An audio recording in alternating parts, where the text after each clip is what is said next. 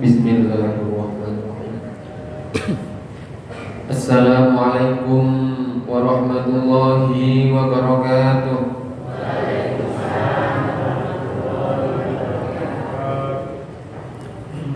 Alhamdulillahi rabbil alamin wa bihi nasta'in wa ala umurid dunya waddin. Wassalatu wassalamu ala nabiyyihil karim Sayyidina wa maulana Muhammadin wa ala alihi wa ashabihi wa man tabi'ahum bi ihsanin ila yaumiddin.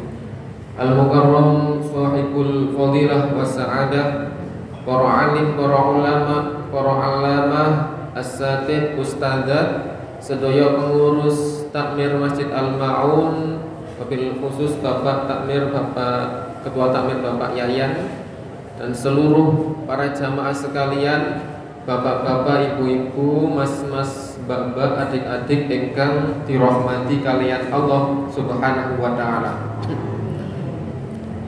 Kaping sepindah monggo kula panjenengan sedaya mau syukur alhamdulillah dumateng ing ngarsa dalem Allah Subhanahu wa taala ingkang sampun paring nikmat kathah kangge kula panjenengan sedaya.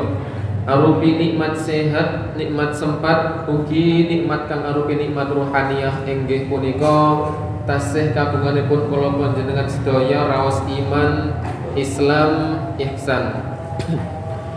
Sholawat salam mugi tansah kacurah dumateng junjungan kita Nabi Agung Nabiullah Muhammad sallallahu alaihi wasallam ingkang dalu punika kita peringati maulid beliau tepat pada 12 Rabiul Awal ya. Beliau lahir hari Senin 12 Rabiul Awal. Wafat beliau juga sami ya. Senin 12 Rabiul Awal. Yang biasa orang peringati hanya kelahiran, wafat beliau juga sama. Haul beliau. Mugi-mugi kalian selawat salam punika ndadosaken barokah ingkang sumrambah kangge kula panjenengan sedaya mugi benjang wonten yaumul qiyamah. Allahumma amin. Bapak Ibu ingkang dirahmati Allah, pada malam hari ini insyaallah ini 45 menit Pak ya. Kirang langkungipun 45 menit utawi 1 jam nggih. Insyaallah wonten sampai 1 jam. Dan di sini insya Allah saya tidak menyampaikan ceramah, mboten mauidhah, tapi hanya menyampaikan sirah beliau, sejarah perjalanan beliau ya. Jadi bagaimana kita memahami sosok beliau yang mulia, yang begitu luar biasa, yang digambarkan sifat beliau siddiq, amanah, tabligh, fatonah. Bagaimana kita bisa meneladani sifat-sifat tersebut. Kemudian kana khuluquhul Quran, akhlak beliau itu adalah Al-Quran, wasimatuhu gufron. Karakter beliau sebelum disakiti orang-orang sudah memaafkan terlebih dahulu. Wayan sohu lil insan, menasehati kepada umat manusia, kepada tetangga kiri kanannya menasehati. Jadi kalau misalkan enten tetangga panjenengan yang suka memotivasi, tidak menjatuhkan, malah motivasi, itu adalah berarti beliau telah mencontoh Rasulullah Shallallahu Alaihi Wasallam. Beliau yang murah senyum Pak begitu. Senyum itu pun menjadi sodakoh, karena kullu sulama minan nasi fa'alai sodakoh. Tiap persendian dari manusia itu ada potensi sodakohnya. Panjenengan senyum itu termasuk sodakoh. Jadi gerakan kecil kita itu bisa berpotensi apa? Berpahala, berpotensi sodakoh. Gerakan jari telunjuk kita itu nih damel nuding tiang itu bisa bermakna dosa. Nuding tiang karena marah dosa. Namun misalkan jari panjenengan damel metek niki nunjuk HP, buka rekening transfer teng Pak Yayan damel masjid niku malah bisa berpotensi napa? Berpotensi kebaikan. Maka dari itu kita contoh mulai dari sifat beliau siddiq, amanah, tabligh, fatonah, kana khuluquhul Quran, wasimatuhu ghufran, wa yansuhu lil insan. Kemudian juga kadang beliau bisa lembut sekali, namun kadang kalau misalkan kepepet dia bisa keras. Mau digambarkan pedang beliau itu namanya Dzulfiqar, pedang panjang, mata pedangnya ada 2. Mata pedang itu napa nggih? Lincipin niku Pak Bu. Enten 2. Namanya pedang Dzulfiqar. Yang pedang ini kemudian diwariskan ke Sayyidina Ali. Makanya ada semboyan ketika perang itu Sayyidina Ali lafata ila Ali wala saifa illa dzulfiqari. Lafata tidak ada pemuda kecuali Ali, tidak ada simbol pemuda kecuali Ali, dan tidak ada simbol pedang kecuali napa? Pedang Dzulfiqar. Nah niku karakter-karakter dari Rasulullah Shallallahu Alaihi Wasallam. Bapak Ibu ingkang dirahmati kalian Allah, salah satu hal yang juga perlu kita resapi dari sosok baginda Nabi Muhammad Shallallahu Alaihi Wasallam adalah apa? Adalah kemuliaan beliau, saking mulianya sampai sebelum beliau dilahirkan itu sudah ada yang mengimani beliau. Sebelum beliau dilahirkan sudah ada yang beriman dan percaya akan ada Nabi akhir zaman yang bernama Ahmad. Salah satu kisah yang mungkin sering kita dengar, kisah nopo sinten pendeta yang mengakui beliau sebagai rasul ketika usia 12 tahun, sinten Buhairo atau pendeta Bahiro. Nah, pendeta Buhairo atau pendeta Bahiro itu adalah pemimpin sebuah kuil, yang kuil ini ada pada tepian jalan akses dari Makkah menuju Syam. Nah, Syam itu kalau di Makkah peta itu Makkah, kemudian ke utara terus ada Syam. Syam itu Palestina, Syria. Kalau Lebanon itu termasuk negeri Syam. Jadi ada namanya pendeta Bahiro atau Buhairo. Berasal dari bahasa Suryani. Bahasa Suryani itu ada Suryani, Siro Aramaik gitu. Kalau sahabat-sahabat, adik-adik yang mahasiswa ilmu Al-Quran di UIN, jadi belakangan kamu UIN ini banyak belajar beda sama Suryaninya Mama Gufron yang di YouTube itu. Masa bahasa Suryani kok inna rahmatan itu makoli inna rahmatan. Jadi jadi Buhairo itu juga berasal dari bahasa Suryani. Kalau dalam bahasa Arab Bahrun itu kan lautan. Nah, kalau bihar itu kan samudra yang lebih luas. Nah, Buhairo, seorang pendeta yang memiliki gelar Buhairo itu memiliki kedalaman ilmu yang luas, yang mendalam terhadap kitab suci agama-agama terdahulu. Dan kitab suci namanya Zabur kepada Nabi sinten diwahyukan Bapak Ibu. Nabi Dawud. Ada kitab Taurat kepada Nabi sinten? Nabi Musa. Dan Injil kepada Nabi Isa. Nah, pendeta Buhairo ini dalam salah satu sirah dijelaskan memiliki murid yang namanya Mudhib. Nah, Mudhib ini yang nanti punya murid namanya Salman Al-Farisi, yang ketika Rasulullah sudah dewasa masuk Islam di hadapan Rasulullah dan membantu dakwah beliau.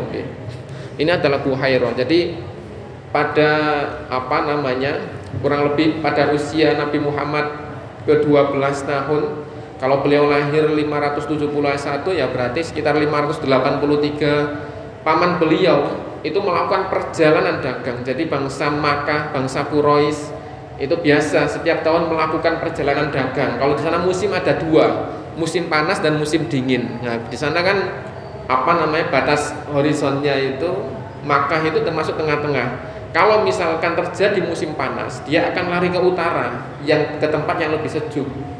Kalau misalkan musim dingin, dia larinya ke selatan, ke daerah Yaman. Nah, itu lebih kalau misalkan musim dingin dia lebih hangat. Nah, kemudian pada masa musim panas, nah terjadilah masa atau periode dagang dari Hijaz atau Makkah menuju Syam, tadi Palestina, Syria. Nah, kemudian Abu Thalib, paman Nabi Muhammad SAW sudah mau berangkat.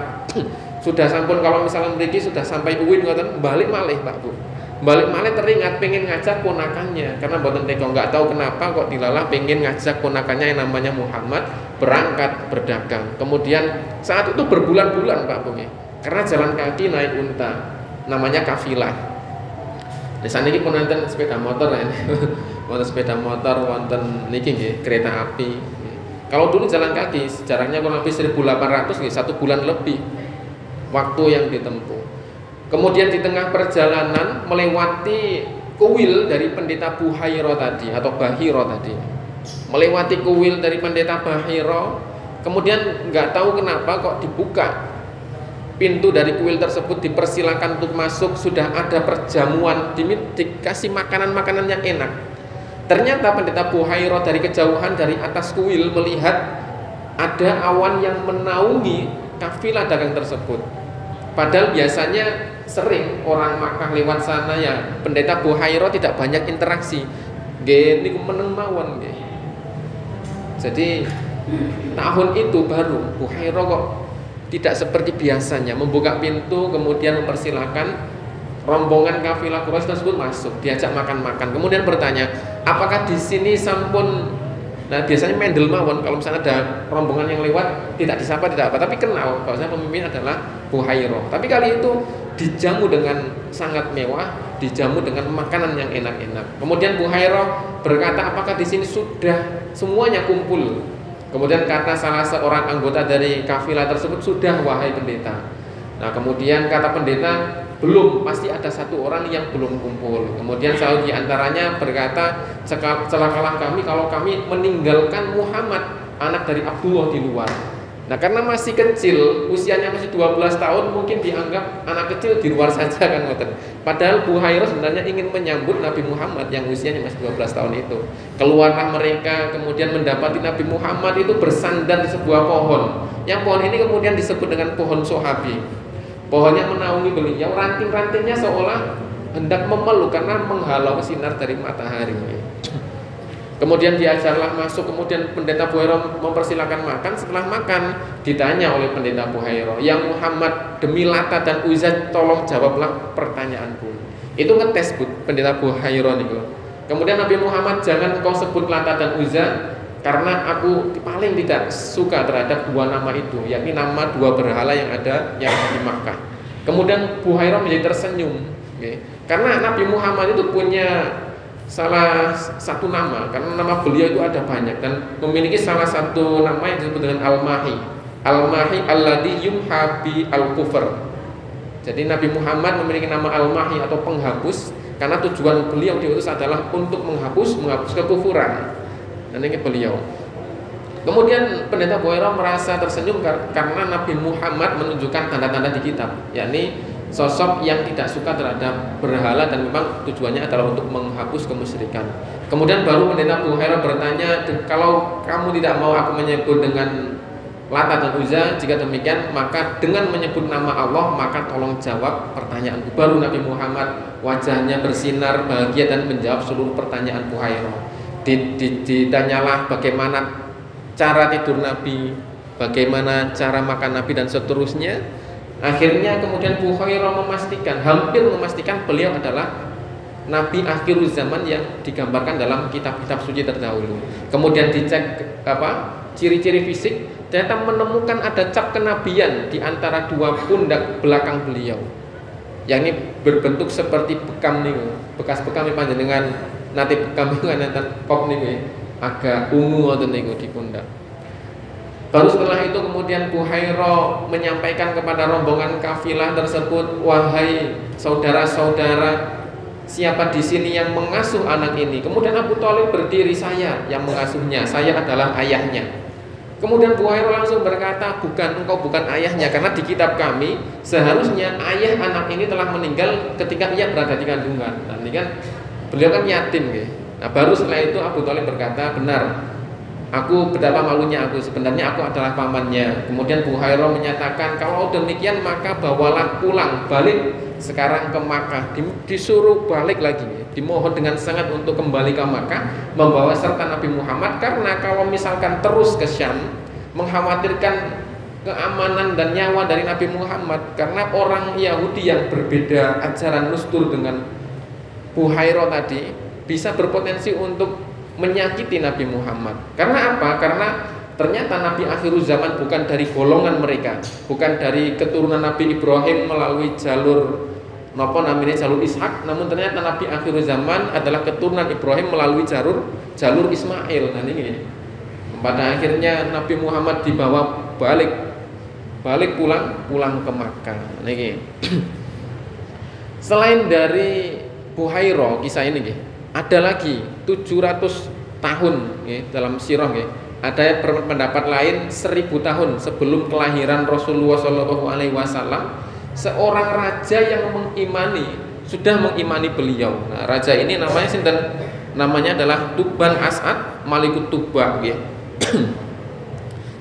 Yantakilu min buldani ila buldan. Digambarkan bahwasanya Raja Tuba ini berpindah, memiliki kebiasaan seringkali berkelana dari satu kota ke kota lain.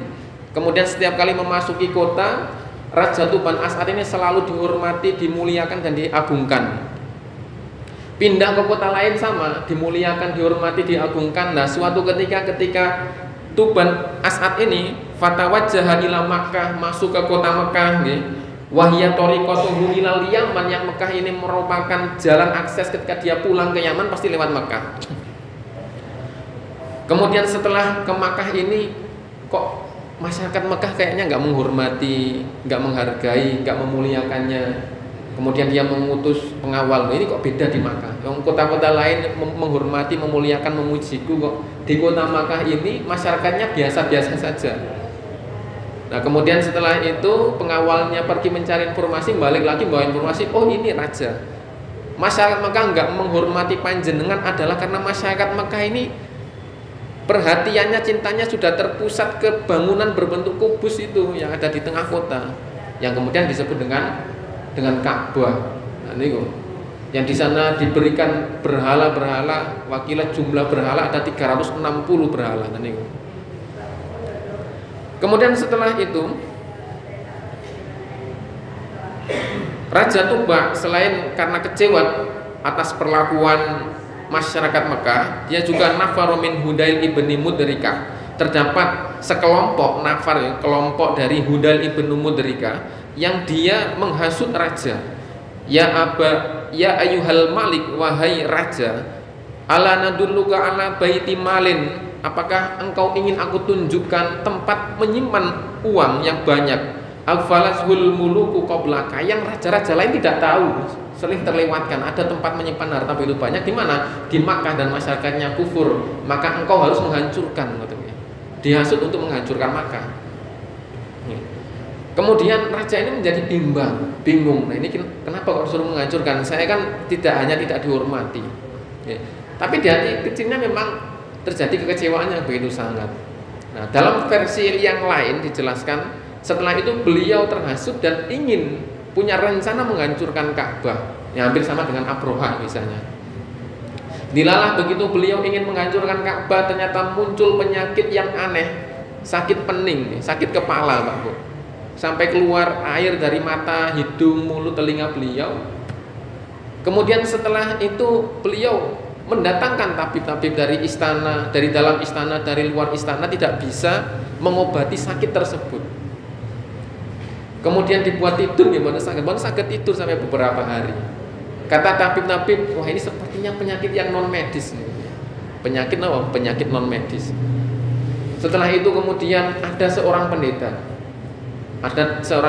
yang berkata kepada salah seorang pengawal beliau, wahai saudaraku, apabila panjenengan ingin raja panjenengan sehat, panjenengan ingin raja panjenengan bisa pulih kembali, maka aku punya obatnya. Namun aku akan memberikan obat ini setelah rajamu menjawab dengan jujur apa yang menjadi pertanyaanku. Kemudian baik, akan saya sampaikan ke raja. Kemudian masuk ke ruangan bertemu raja-raja. Ini ada seseorang pendeta, ahli agama, alim, rosih. Selain dari paham ilmu agama, juga mendalam sekali tentang ruhaniyahnya. Rosihuna fil ilmi. Nah, kemudian setelah itu beliau raja berkata, ya sudah kalau demikian, karena sudah mentok nggak tahu lagi, nggak apa-apa, dipanggil ke sini. Masuk ke ruangan, kemudian pengawalnya suruh keluar dulu. Setelah itu berbicara empat mata. Dalam pembicaraan empat mata itu bertanya sang pendeta, wahai raja, apakah engkau punya niat sesuatu hal yang buruk terhadap bangunan kubus itu yang ada di tengah kota atau Ka'bah? Kemudian raja menjawab, kamu kok tahu? Kalau zaman sekarang kok tahu?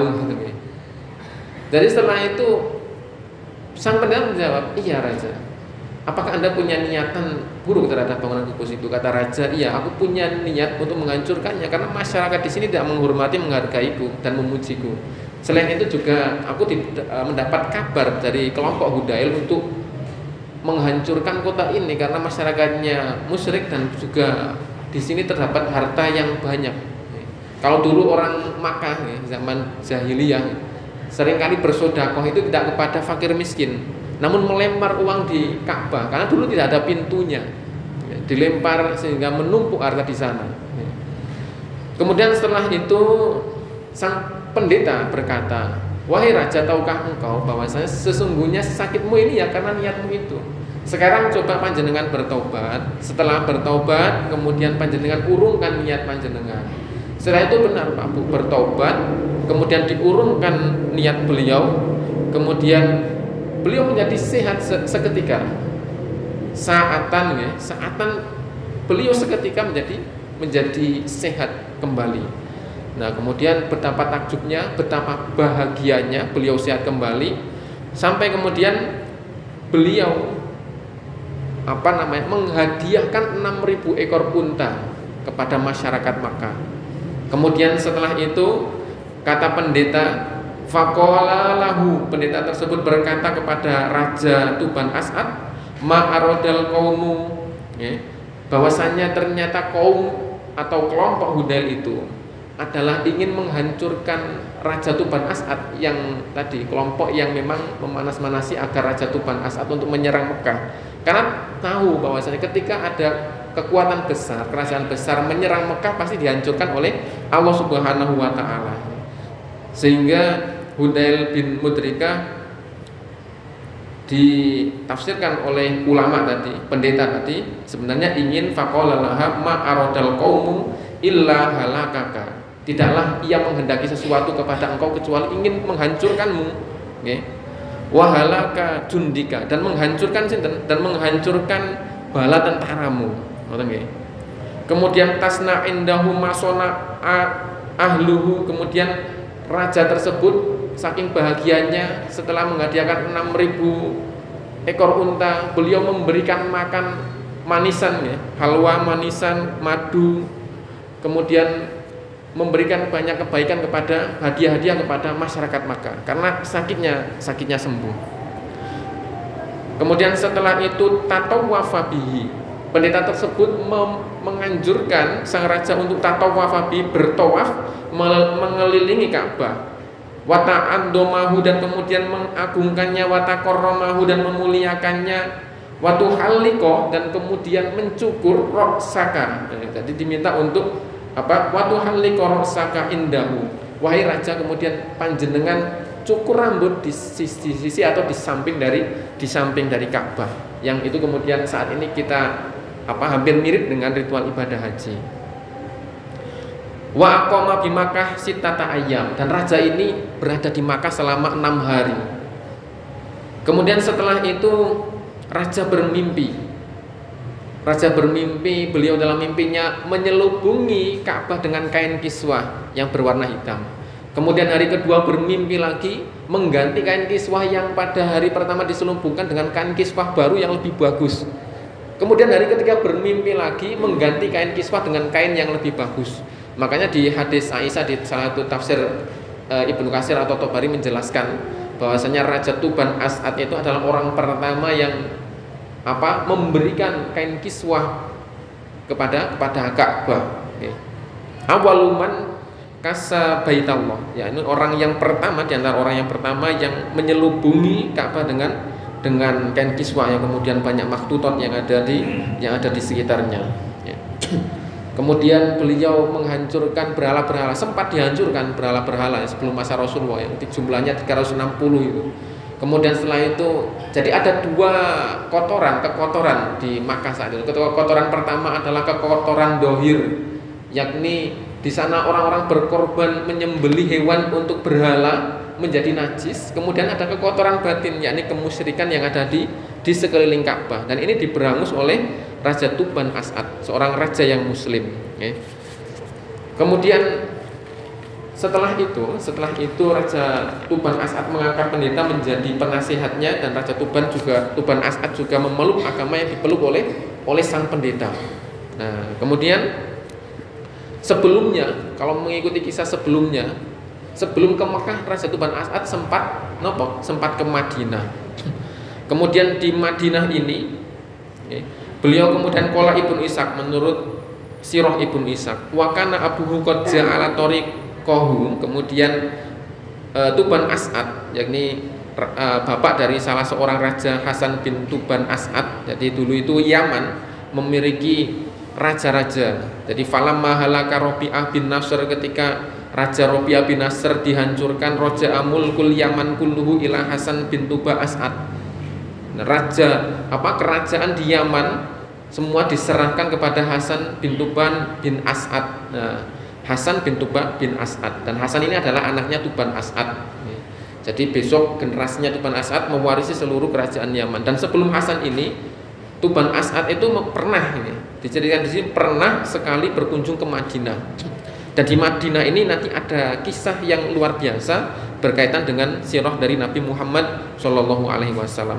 Qala ibnu As'ad wa kana qad ja'ala tariqahu wa kana abuhu qad ja'ala tariqahu. Raja Tuban As'ad memulai perjalanannya hina akbala minal masyrik, berjalan kemudian muncul dari arah timur alal Madinah menuju Madinah. Wa kana qad marra biha, kemudian setelah itu beliau melalui kota tersebut, falam yahij ahlaha, tidak mengganggu, tidak menyakiti sinten, tidak menyakiti rakyatnya. Wa khalafa baina adhurihim abnan lahu. Dan kemudian Raja Tuban As'ad setelah melintasi Madinah, tadi kan punya kebiasaan sering melancong, sering berkelana dari kota ke kota. Nah, waktu setelah melewati Madinah, anaknya ditinggal. Mungkin karena suka terhadap keadaan di Madinah, anaknya tinggal tetap di Madinah. Ternyata fakutila gilatan, anaknya tersebut dibunuh karena satu dan lain hal, dibunuh dengan cara yang keji. Kemudian faqadimaha, karena mendengar anaknya dibunuh, ia kembali lagi ke Madinah. Wa huwa mujmi'ul li'ikhrabiha, kemudian beliau menghimpun kekuatan li'ikhrabiha untuk meluluhlantahkan kota Madinah. Kota Madinah mau diserang sama Raja Tuban As'ad karena anaknya dibunuh. Wasti'soli ahliha, dan kemudian ingin membinasakan seluruh rakyatnya. Wakoto anahlaha, dan perkebunan kurma mau dipotong sama beliau. Nah, kalau di sana di Timur Tengah perkebunan itu kurma, Pak. Makanya zakat itu, kalau zakat fitrah ini ukurannya kan besar, zakat fitrah bahkan lebih besar daripada zakat pertanian, zakat zuruk, pinten seper 10. Nah, kalau misalkan pengairannya dari orang yang menanam seper 20. Nah, kalau seper 10 itu kan berarti 10%, seper 20 itu 5%. Besar, paling besar, bahkan lebih besar daripada zakat emas. Nah, zakat emas dan emas saja itu cuma 2,5%. Nah, kenapa bisa besar ya? Bisa besar karena di Arab Saudi itu pertaniannya kurma, sekali panen hasilnya bisa puluhan ratusan juta. Nah, kalau di Indonesia kan pertanian beras, sehingga mungkin hasilnya juga 50-50 kadang gagal panen, ada angin dan lain sebagainya. Dan kenapa kok misalkan yang punya emas, pengusaha, profesi, zakatnya cuma 2,5% ya karena itu. Karena beda pertanian di Timur Tengah. Nah, ini Raja Tuban As'ad karena anaknya dibunuh ingin menghancurkan kota, membinasakan penduduknya, dan kebun-kebun kurma mau dipotong. Nah, ini juga karena ternyata selain anaknya, salah seorang masyarakat dari kerajaan Tuba ini juga ada yang terbunuh. Qala Ibnu Ishaq wa qad kana rajulun min Bani Adi bin An-Najjar. Jadi seorang Bani Adi bin Najjar berkata bahwasanya yuqalu lahu Ahmar, yang biasa dikenal dengan Ahmar, ada ala rajulin, bermusuhan dengan seorang laki-laki min ashabi Tuba, dari kelompok atau dari golongan Tuba, hina nazala bihim faqatalahu, kemudian ketika dia bertemu dengannya dan terjadi perkelahian kemudian dibunuh. Ini tadi wadalika annahu wajadahu innamat tamru liman abarrohu. Nah, ini rebutan pohon kurma, kemudian yang satu dibunuh karena merupakan pendatang tadi itu, dan berkata yang bunuh, ya sesungguhnya yang punya pohon kurma ini adalah orang yang merawatnya dari pertama. Nah, ini sehingga kemudian dibunuh. Pada akhirnya setelah muncul alasan yang kuat dari Raja Tuban As'ad untuk menyerang Madinah, anaknya dibunuh, pengikutnya dibunuh. Kemudian dia mulai mengumpulkan kekuatan, fajama'a lahu hadal hayy. Kemudian beliau berkata perangilah mereka. Kemudian dari orang-orang Madinah mengetahui mereka akan diserang, kemudian kelompok-kelompok kecil itu berkumpul menjalin kekuatan. Bapak Ibu, ini karena kita akan diserang, mari kita rembukan, kita kumpul, kita rapat. Setelah mereka rapat ini, kalau di sini dijelaskan fajama'a lahu hadal hayy minal ansor. Jadi hayy antara kelompok ansor. Jadi Madinah kan ansor, istilahnya hayy itu adalah kelompok. Kalau umat, kalau biasanya panjenengan mendengar kata umat itu adalah kumpulan masyarakat yang besar. Di bawah umat itu ada namanya kaum, umat yang lebih kecil. Di bawah kaum ini ada namanya kafilah, yang biasa kelompok perjalanan dagang tadi kafilah. Di bawah kafilah ada masyarakat hayy itu masyarakat biasanya tenda-tenda, ada kepala suku. Nah, kalau misalkan di Al-Quran ada fankihu ma tabalakum minan nisa'i masna wa sulasa wa ruba', nikahilah perempuan di antara kalian yang baik-baik 2, 3, 4 itu sebenarnya berkaitan juga dengan tradisi Arab. Karena dulu setiap kepala suku itu punya istri sampai 7, 8. Nah, dengan ada ayat ini sebenarnya fankihu ma tabalakum minan nisa'i, ya nikahilah 2, 3 atau 4 aja kan ngoten. Nah, kemudian ditafsirkan malah seolah-olah diperintah untuk poligami. Padahal enggak seperti itu, Itu malah Islam membuka peluang bagi perempuan lebih luas untuk keluar dari wilayah domestiknya, bisa bekerja dengan sama, Bahkan istri Nabi Muhammad juga Sayyidah Khadijah itu berdagang, perempuan tapi sudah cekatan dalam berdagang.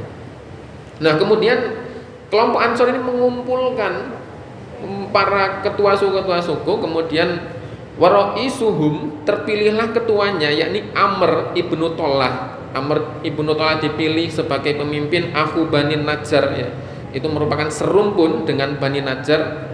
Setelah itu kemudian setelah itu kemudian terjadi pertemuan ultimatum, kalau misalnya ultimatum dari Raja Tuba kepada penduduk Madinah. Kemudian Raja Tuba berkata, faqatatalu, perangilah mereka.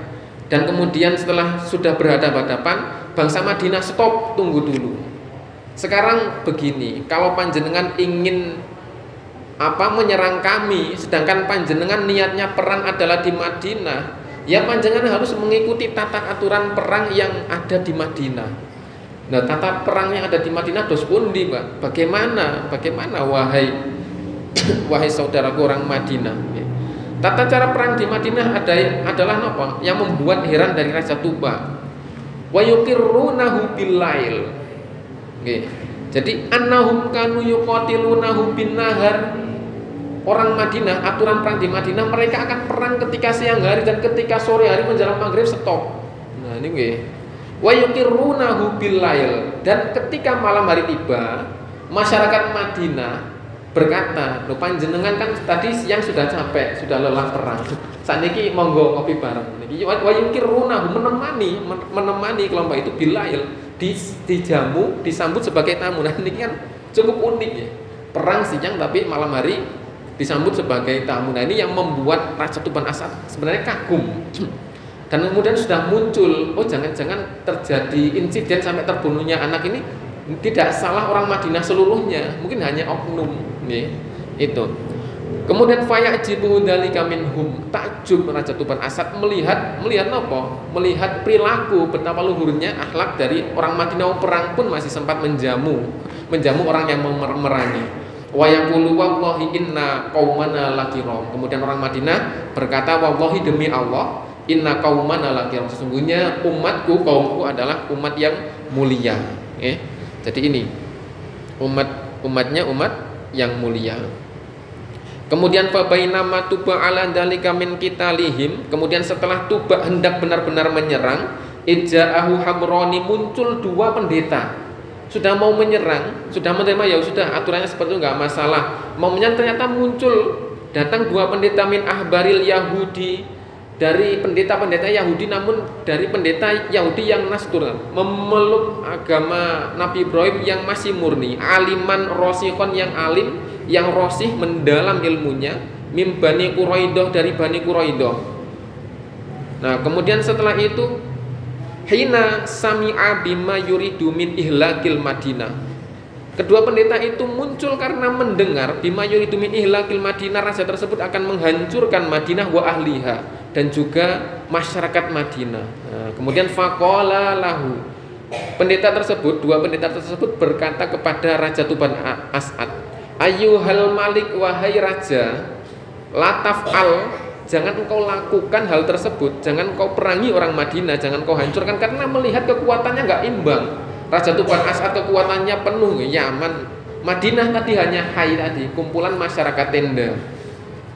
Lataf'al fa innaka in abaita illa ma turid hila bainaka wa bainaha. Ketika engkau tetap menginginkan apa yang kau maksud terhadap Madinah, yakni menghancurkan Madinah, maka madurid hila bainaka wa bainaha, pasti terdapat sesuatu yang menghalangi antara engkau dengan tujuan, dengan maksudmu itu, ya.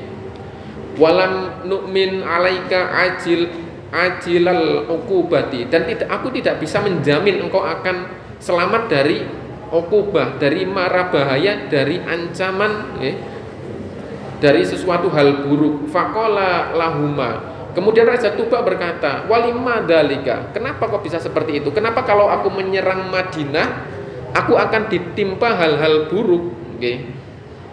Faqala, karena apa? Karena hiya muhajaru nabiyun yakhruj min hadal haram. Okay. Muhajirun nabiyun yakhruju min hadal haram min Quraisyin. Karena Madinah ini kelak akan menjadi tempat hijrahnya Nabi yang muncul, yang lahir dari tanah haram, min Quraisyin, dari bangsa Quraisy, fi akhir zaman, di akhir zaman. Kemudian sang raja takunu daron, sang raja heran, kok bisa tempat ini dijadikan tempat nanti seorang nabi muncul dan kemudian singgah di tempat ini. Takunu darohu wa qararahu, yang mana Madinah ini akan menjadi tempat tinggal nabi dan tempat singgahnya. Nah, setelah mendengar hal tersebut, dialog panjang, kemudian raja tersebut fatanaha andalik, tidak jadi mengurungkan niatnya untuk nopo, untuk menyerang Madinah. Okay. Waro'an nalahuma ilman, dan melihat dua pendeta itu nopo, memiliki ilmu yang begitu dalam. Wa ajabahu, dan takjub raja tersebut, masami amin huma, atas apa yang didengar, informasi-informasi yang dikabarkan oleh pendeta tersebut. Fansorofa anil Madinah, kemudian raja itu memutuskan untuk meninggalkan Madinah, wataba'ahuma ala dinihima, dan kemudian memutuskan ikut agama Hanif, agama murni Ibrahim yang dipeluk oleh kedua pendeta tersebut. Nah, kemudian setelah itu salah satu di antara pendeta ini berkata, diajak sama raja, ya sudah, panjenengan ikut saya saja.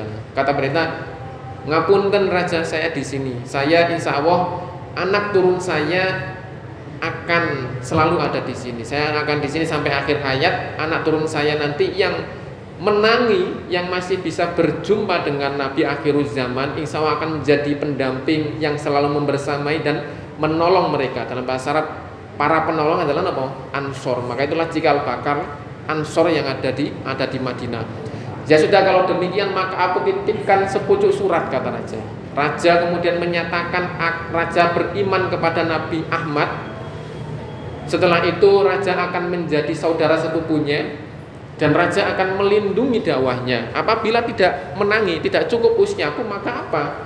Maka aku menitipkan surat kepada engkau. Apabila usiamu tidak mencukupi, maka titipkanlah surat ini kepada anak turunmu, kepada anakmu gak mencukupi, kepada cucumu, seterus jagalah, rawatlah betul-betul baik-baik sepucuk surat dariku ini yang menjadi surat wasiat. Jadi nabi yang akan turun sinten? Nabi Ahmad. Dan betul nggih, ma'asyiral nggih, bapak-bapak, ibu-ibu, pada betul sebagaimana dijelaskan di dalam Al-Qur'an itu sendiri bahwasanya kemudian setelah periode itu muncul Nabi Isa, setelah periode Taurat, Zabur muncul Nabi Isa, dan Nabi Isa kemudian berkata bahwasanya Nabi akhir zaman itu adalah setelah aku ini bernama sinten, bernama Ahmad. Nah, ini digambarkan dalam Quran surat As-Saff surat 61 ayat 6, wa idz qala Isa bin Maryam, ketika Isa ibnu Maryam berkata, ya Bani Israil, wahai Bani Israel, ini sesungguhnya aku Rasulullah adalah utusan Allah. Jadi Nabi Isa itu beliau sendiri menyatakan beliau adalah utusan Allah, bukan Tuhan ya. Bukan merupakan apa, kalau di Kristen ada apa Tuhan Bapa, kemudian Roh Kudus dan apa itu. Jadi bukan seperti itu, karena di Al-Qur'an sendiri ini Rasulullah ilaikum, yang diutus kepada kalian. Musaddiqon, yang membenarkan lima baina yadai, kitab-kitab terdahulu yang ada pada kita. Minat Taurati, diantaranya adalah Taurat. Kemudian setelah itu turun Injil kepada beliau. Wa mubasyiran, dan Nabi Isa membawa kabar gembira bi rasulin, dengan adanya utusan lain, yakni yang akan datang mimba di setelah Nabi Isa, setelah aku Nabi Isa, ismuhu, yang namanya adalah sinten, namanya adalah Ahmad ya. Mimba di ismuhu Ahmad. Nah ini. Lalu pertanyaannya, apakah Nabi Ahmad itu sama dengan Nabi Muhammad? Nah ini. Dan ini dijawab oleh hadis ya, yang diriwayatkan oleh Bukhari dan juga Muslim dan juga lain ya, riwayat Jabir bin Mut'im. Lafaz ini pada riwayat Muslim, kalimat dalam kurang lebihnya seperti ini, ana Muhammadun, kata Nabi Muhammad, ana Muhammadun, nama saya itu Muhammad, wa ana Ahmadun, namun aku juga memiliki nama Ahmad. Nah ini, wa ana al-mahi, dan aku juga memiliki nama al-mahi, yakni orang yang menghapus, alladzi yumha biya al-kufru, yakni karena aku besok akan menghapus kekafiran, wa ana al-hasyir, dan aku juga memiliki nama al-hasyir, orang yang mengumpulkan, alladzi yusyarun nasu ala aqibi, yang kemudian manusia akan berkumpul di hadapanku besok di padang mahsyar. Jadi hasyir, padang mahsyar berkumpul. Kemudian wa ana al-aqib, aku juga bernama al-aqib, yakni yang belakangan, karena wal aqibu alladzi laisa ba'dahu nabi, karena aku datang belakangan, yang setelahku tidak ada nabi lain ya, Nabi Muhammad adalah nabi terakhir, khatamul anbiya wal mursalin. Sehingga kemudian 700 tahun, 1000 tahun setelah peristiwa itu, peristiwa Raja Tuban, betul pada 571 Masehi lahir dari bangsa Quraisy di Makkah seorang bayi bernama Muhammad. Kemudian pada tahun 610 diangkat menjadi rasul. Kemudian pada 622 beliau hijrah dari Makkah menuju Madinah, melalui Taif terlebih dahulu karena tertolak. Bahkan kalau kisah hijrah ke Taif, malaikat Jibril hendak mengangkat gunung Uhud, kemudian dilemparkan ke bangsa Taif, namun Nabi melarang. Yang cukup cukup umum dan cukup di antara kita kisah seperti itu. Setelah dari Taif, kemudian beliau ya mau nggak mau harus mencari tempat lain, dan kemudian beliau berkata kepada salah seorang Bani Najjar. Bani Najjar ini bani yang memiliki kedekatan dengan darah Rasulullah, karena ibu beliau Aminah berasal dari Bani Najjar Madinah, satu garis keturunan dengan Bani Najjar Madinah. Kemudian salah seorang di antara Bani Najjar dipanggil oleh Rasulullah. Kemudian setelah itu kemudian beliau diberitahu bahwasanya nanti saya akan hijrahnya ke Madinah. Kemudian beliau segera menyampaikan, kamu harus segera untuk kembali ke Madinah dan menyampaikan kepada ketua yang Bani Najjar yang ada di sana bahwasanya saya akan ke sana. Kemudian setelah itu salah seorang Bani Najjar ke Madinah menyampaikan kepada ketua suku di Bani Najjar, dan kemudian ternyata bangsa Madinah begitu bahagia, begitu haru mereka, sampai-sampai kemudian mendapat informasi ini membersihkan rumah-rumah mereka, menghiasi rumah-rumah mereka untuk menyambut kedatangan Nabi Muhammad SAW. Pagi hari mereka keluar rumah, masih pagi buta ya. Kemudian setelah itu mereka sudah bergerak ke tapal batas kota Madinah menyambut kedatangan Nabi. Kemudian ketika siang matahari sudah mulai naik, mereka mulai menepi di bawah pohon-pohon, kemudian bangunan yang ada di sekitar, sampai menjelang sore hari kemudian mereka pulang. Besok seperti itu terus menunggu Nabi sampai seperti itu, sampai hari ketiga. Begitu mereka pulang yang hari ketiga, ternyata Nabi pas saat itu datang pada saat suasana sudah sepi. Kemudian setelah itu masih ada seseorang Yahudi yang sedang memanjat pohon kurma. Entah memanjat itu karena ingin memanen, entah ingin penyerbukan antar pohon kurma nih tandan. Kalau nanti ningali ada penyerbukan di Merbah gitu, ada kebun kurma di Merbah. Itu memang jadi kalau misalkan pohon kurma itu ada pohon kurma jantan dan betina ternyata. Nah, nanti yang jantan biasanya muncul kayak bundaran-bundaran itu. Kayak kelereng itu nempel di tandan. Nah, yang betina itu kayak bunga. Nah, itu dipotong terus diikat. Nah, dan ini pada masa itu kembali pada kisah Rasulullah, tidak ada seorang pun di Madinah kecuali orang Yahudi tadi. Kemudian orang Yahudi berteriak, ada Muhammad sudah datang. Kemudian bangsa Madinah keluar dari rumah mereka, kemudian menjumpai ada dua orang di bawah pohon, yang tidak lain dan tidak bukan adalah sinten Abu Bakar dan Nabi Muhammad. Nah, niki sayangnya bangsa Madinah, kebanyakan mereka yang keluar saat itu ternyata belum pernah bertemu sebelumnya dengan Nabi Muhammad. Nah, sehingga mereka tidak tahu kan ada dua orang, Abu Bakar dan Nabi Muhammad. Sehingga ini yang Nabi Muhammad yang mana, yang Abu Bakar yang mana nih, buat saged bedakan. Pada akhirnya ternyata awan yang menyelimuti Nabi Muhammad akhirnya hilang, pergi. Kemudian salah seorang di antara keduanya berdiri dan membentangkan serbannya menaungi yang satunya. Oh, baru orang tahu, berarti yang berdiri itu Abu Bakar membentangkan serbannya agar Nabi Muhammad tidak kepanasan. Baru setelah itu mereka, oh berarti Nabi Muhammad yang ini.